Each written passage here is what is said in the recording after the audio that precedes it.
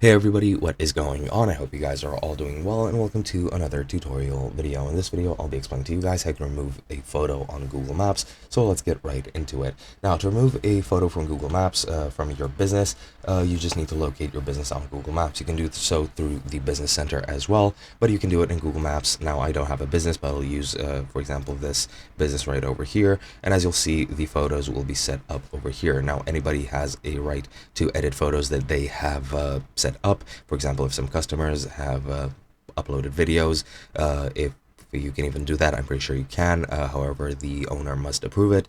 You can easily unapprove the photos and remove any photos from your business that you want.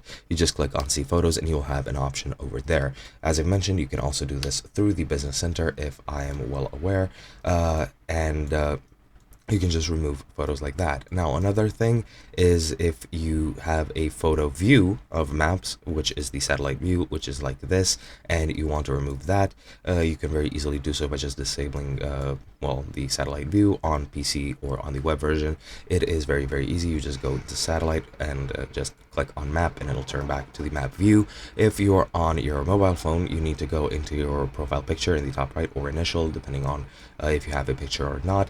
Then you need to go into your settings, and when you scroll down, you will see start maps in satellite mode, and you can just disable it, and the next time you open up maps, it won't be in satellite mode anymore. However, even if you back out of that menu and go back to maps, it'll still disable the satellite mode itself, and that is pretty much all there is to it. It is really easy, and as I mentioned, you can just find your business and remove photos through the menu over there to edit that location. If you set it up, you can edit it and you can remove the photos, and that's all there is to it. Hope you guys enjoyed, and I'll be seeing you guys in another video.